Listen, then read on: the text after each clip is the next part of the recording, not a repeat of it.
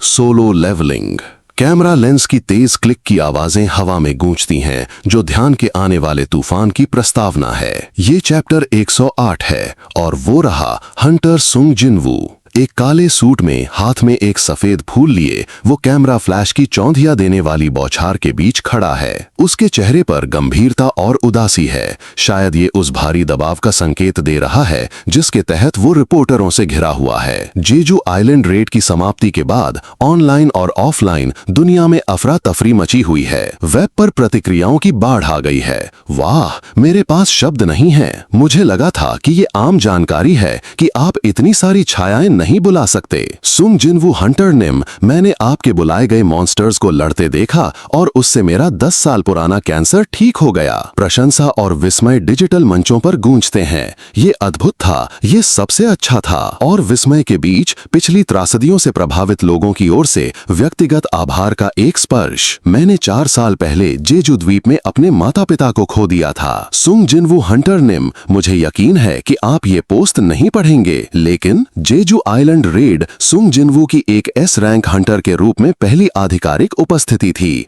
मूल रूप से उसका भव्य पदार्पण जनता अटकलों से गुलजार है। इस तरह की शक्ति के साथ क्या आपको नहीं लगता कि हमारे पास भी हमारा नेशनल रैंक हंटर है? नहीं, अभी नहीं। अभी बहुत उत्साहित मत हो। उसके दर्जे को लेकर बहस छिड़ जाती है। तुम्हारा नहीं से क्या मतलब है? उसने लगभग अकेले ही एक एस रैंक डंजन को साफ कर दिया और इस प्रक्रिया में वास्तव में खुद को अन्य एस रैंकर से अलग कर लिया। लेकिन सुंग जिनवू हंटर के पास अभी तक पर्याप्त काम का एक्सपीरियंस नहीं है। अगर वो सच में इतना खास है तो उसे जल्द ही दूसरों से मान्यता मिल जाएगी। किसी भी सूरत में वो बहुत बढ़िया है, बस बढ़िया। फिर भी सरासर विस्मय बना हुआ है। उसकी तेजी से हुई प्रगति पर भी सवाल उठते हैं। क्या ये ठीक है कि कोई अचानक इतना मजबूत हो जाए? क्या सुंग जिनवू हंटर एक रीअवेकंड था? मुझे नहीं लगा था कि इतने सारे लोग नहीं जानते थे कि वो एक रीअवेकंड है। जितना रेड ने राष्ट्रीय ध्यान आकर्षित किया, उतनी ही चर्चा भी हुई, जिसमें सुंग जिनवू का नाम लगातार मौजूद रहा। उसने गोपनीयता लॉक का भी अनुरोध किया था, लेकिन बात तो होनी ही थी। हालांकि प्रशंसा के बीच ये आलोचना कि अगर उसने जेजू रेड में पहले भाग लिया होता सतह पर आने लगती है। अब मैं सोचता हूँ, क्या इसका मतलब ये है कि अगर सुंग जिनवू शुरू में ही जेजू रेड में शामिल हो जाता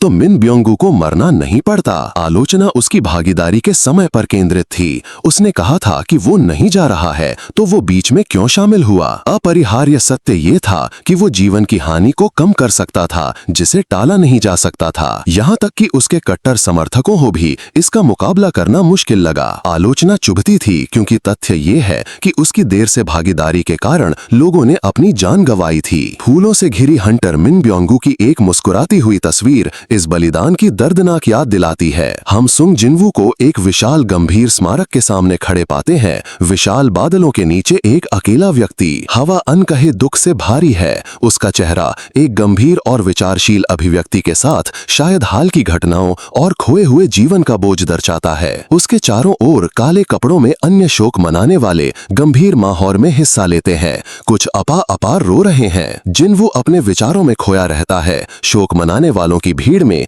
कई चेहरे शामिल हैं। फिर एक आवाज उसके आत्मनिरीक्षण को तोड़ती है। बेक यून हो उसके पास आता है। वो कहता है, मेरा हमेशा से मानना रहा है कि युद्ध समाप्त करने के लिए एक अकेले नायक से कहीं ज्यादा की जरूरत होती है। वो उसे समझदारी से देखता है। वो जारी रखता है, लेकिन इस घटना के बाद मुझे विश्वास हो गया है कि ऐसा जरूरी नहीं है। अपना सर उठाओ हंटर नेम, वो कहता है, तुमने केवल त्रासदियों की इस किताब का आखिरी अध्याय लिखा है। सुंग जिनवू चुपचाप जवाब देता है, धन्यवाद। एक अंतिम विचारशील नजर के साथ बेक यून हो मुड़ता है और चला जाता है। जिनवू उसे जाते हुए देखता है। उसके सर के पास भ्रम का एक प्रश्न चिन्ह और शायद जिज्ञासा दिखाई देती है। वो कौन था जो इस तरह का सकून दे रहा था? जिनवू की आंख पर एक क्लोजअप एक गहन ध्यान केंद्रित करता है। उसके भीतर एक मौन बदलाव हो रहा है। बाद में हमें 5वीं जेजू आइलैंड रेड के स्पष्ट स्टैट्स प्रस्तुत किए जाते हैं। 4801 हंटर्स ने भाग लिया। 1236 रेगुलर अवेकंड जुटाए गए।